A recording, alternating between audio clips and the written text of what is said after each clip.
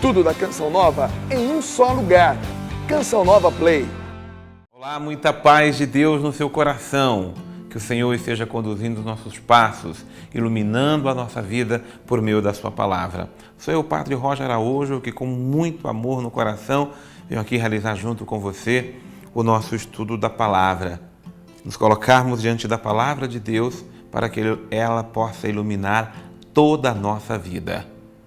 Nós nos colocamos diante do Senhor nosso Deus, invocando o seu nome santo e poderoso sobre nós, pedindo, Senhor, venha em nosso auxílio. Apressa-nos, Senhor, em nos socorrer, nos amparar, nos iluminar e nos direcionar por meio da Tua palavra. Apressa-nos, Senhor, em nos abençoar, para que em tudo possamos fazer a Tua vontade. Nós somos Teus servos. Ensina-me, Senhor, a colocar em prática a Tua vontade. Tu és o nosso Deus, digno de todo louvor, toda honra, toda a glória e toda a bênção.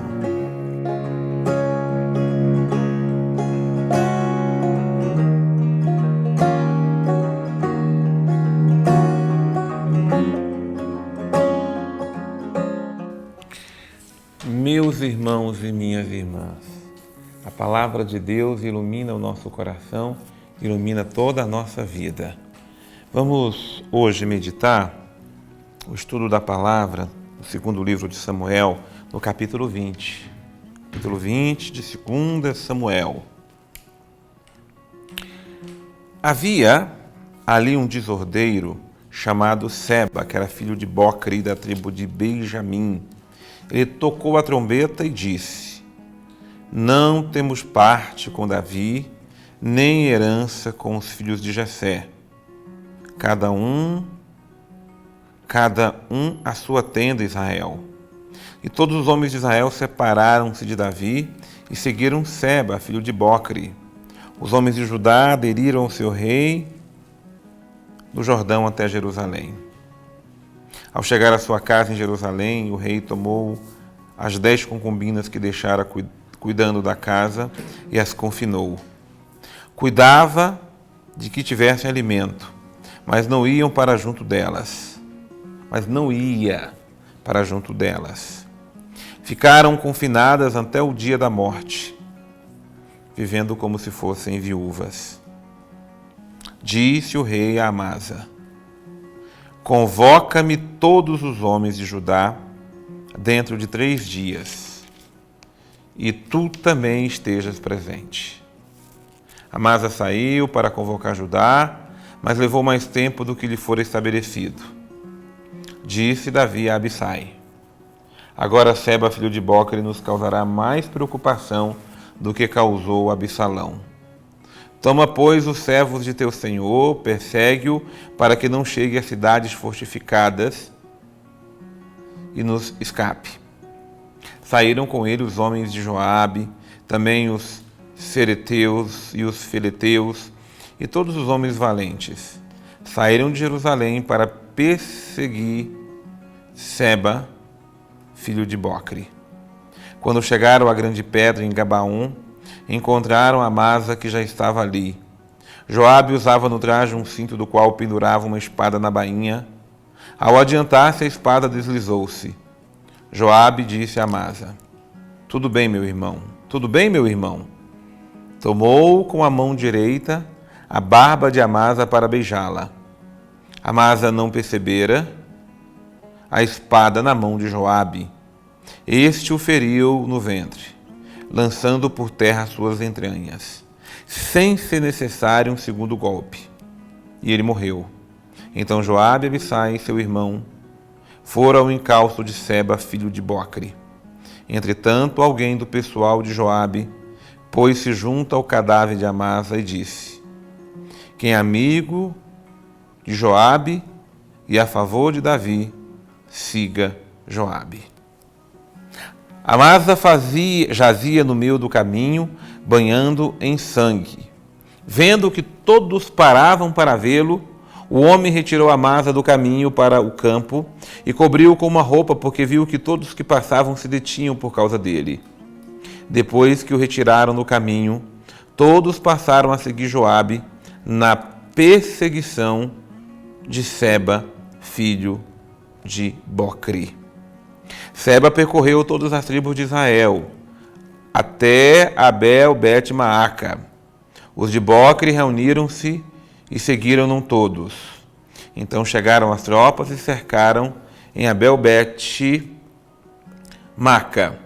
Construíram uma rampa até os muros. Toda a tropa que estava com Joabe esforçava-se em destruir os muros. Uma mulher sábia da cidade exclamou: escutai, escutai. Dizei a Joabe que se aproxime, pois eu quero falar com ele. Ele aproximou-se e ela lhe disse: és tu, Joabe? Ele respondeu: sou. Ela então falou-lhe: ouve as palavras da tua serva. Ele respondeu: ouvirei.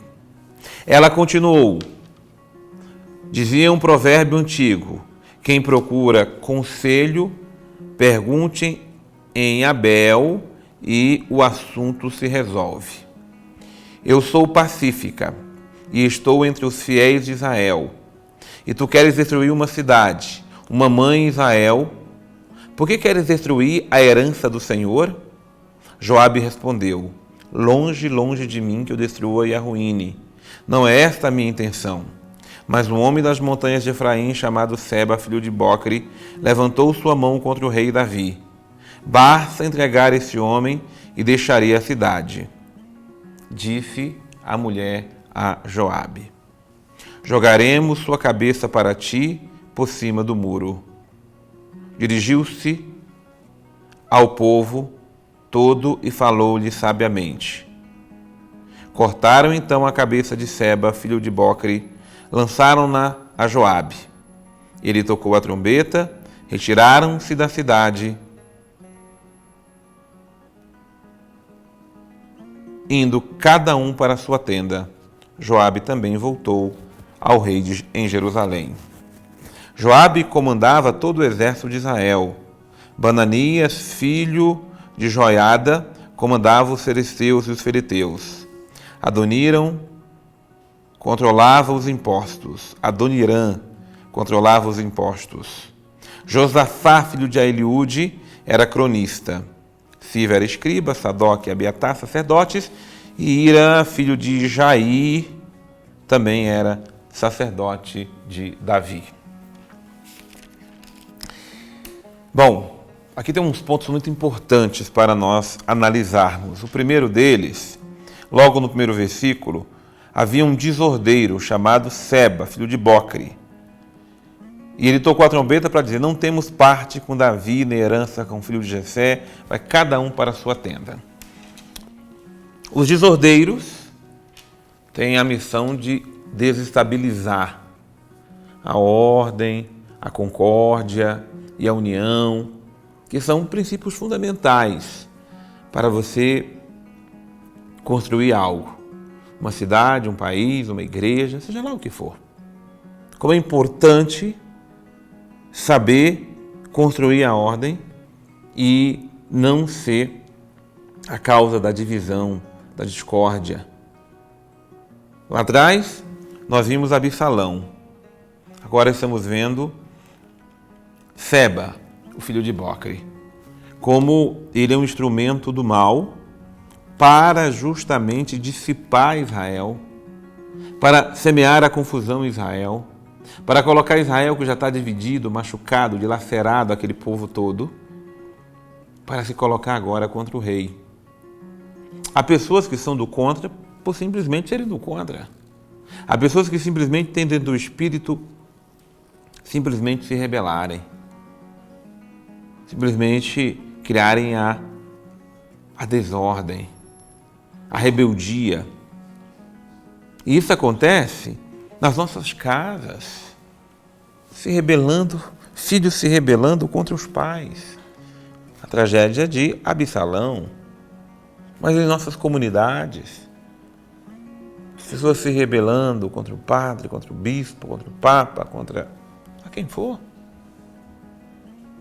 É um espírito perverso, enganador, um espírito que não procura viver a concórdia, mas a concórdia, ela não quer dizer que eu preciso concordar com tudo, achar que tudo está certo.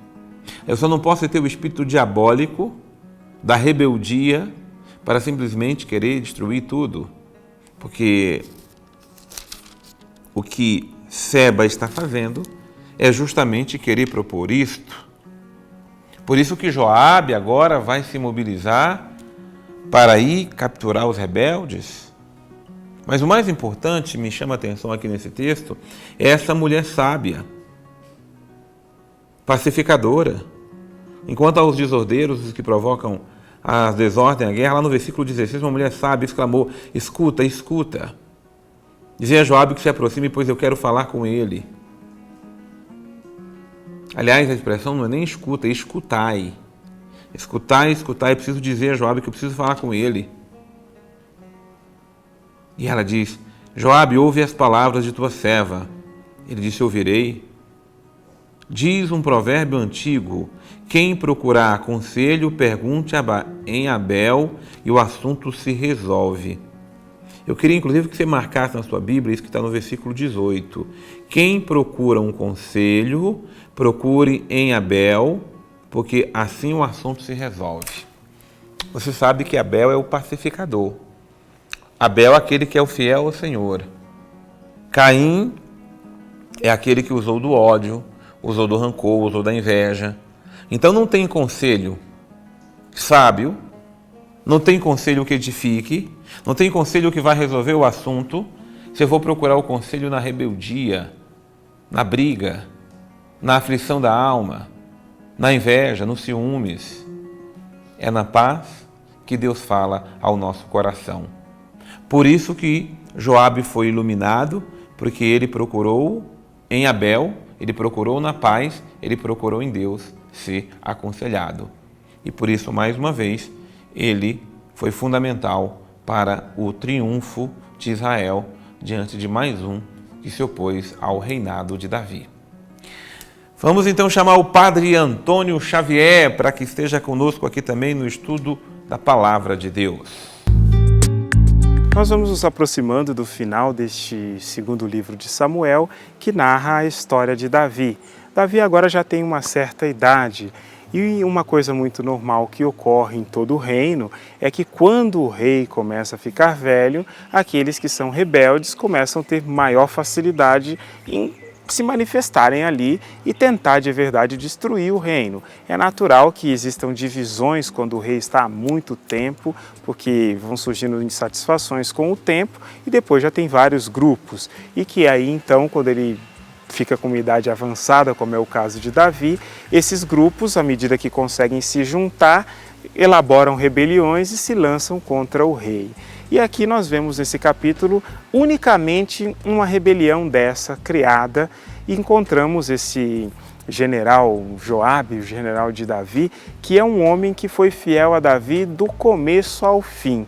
E mesmo depois da morte de Davi ainda continuará sendo fiel àquele que é o trono realmente, e por isso vai ser aquele que vai ajudar inclusive Salomão a poder subir ao trono, que também haverá confusões naquele tempo. Mas é muito interessante essa fidelidade desse general, porque no fundo é muito difícil às vezes se ter um general que seja fiel desse jeito, porque ele poderia ele mesmo montar um outro exército e tentar usurpar o reino, mas Joabe faz de uma forma bem diferente. Isso se dá porque Joabe tem uma coisa importante que é memória, né? Embora se trate de um homem assim um pouco bruto na maneira de lidar, que não tem dificuldade nenhuma em eliminar os inimigos de Davi, é uma pessoa que tem memória. E o que une de verdade a Davi é uma certa gratidão. Gratidão por aquilo que Davi fez por ele lá atrás. E por isso que ele aqui acaba desempenhando o lugar que Davi, acaba ocupando, na verdade, o lugar que Davi ocupava antes, sendo o primeiro, aquele que está à frente das batalhas. E aqui ele vai se apresentar diante desse revoltoso e vai eliminá-lo de vez. Não é uma cena bonita, de qualquer forma se trata de uma morte, se trata da eliminação de uma pessoa. O bom seria que fosse de outro jeito, mas a estabilidade do reino aqui vai depender desse tipo de atitude. É bonito ver aquela palavra do livro do Eclesiástico que diz que quem encontrou um amigo encontrou um tesouro, né? Que amigo fiel é muito precioso. E essa preciosidade aqui Davi tem no seu general, que vai lhe oferecer segurança, vai lhe oferecer apoio e será a pessoa mais fiel a Davi em toda a sua história, depois de Jonathan, né? Mas Jonathan já havia falecido. Por isso, nós vemos aqui a necessidade de também buscarmos, né, fidelidade nas nossas amizades, né? Como lembra o próprio livro do Eclesiástico, não mentir para aqueles que são os nossos amigos, não colocar percalços no meio do caminho, porque a amizade boa é aquela que funciona como vinho, né? Ela precisa ser fermentada com o tempo, precisa envelhecer, precisa adquirir boas características, exatamente para que seja capaz de, no tempo difícil, ser realmente fiel. Amigo é aquele que se desprende um pouco do que é capaz de fazer ou benefícios que tem em função da outra pessoa. Ah, Senhor, que meu coração procure o conselho de Abel, que o meu coração procure a paz, a concórdia, a serenidade, que o meu coração, Senhor, procure te ouvir, na paz e na mansidão, para que a revolta, para que a ira, para que a inveja não seja conselheiro da minha alma e nem conselheiro da minha vida. Orienta-me, Senhor, na tua bondade, na tua sabedoria, para que eu, teu servo, faça a tua vontade. Em nome do Pai, e do Filho, e do Espírito Santo. Amém. Muito bom ter a sua companhia, muito bom juntos meditarmos a palavra de Deus. Continue a meditá-la aí na sua casa. E eu espero você no nosso próximo programa, A Bíblia no Meu Dia a Dia. Que Deus abençoe você.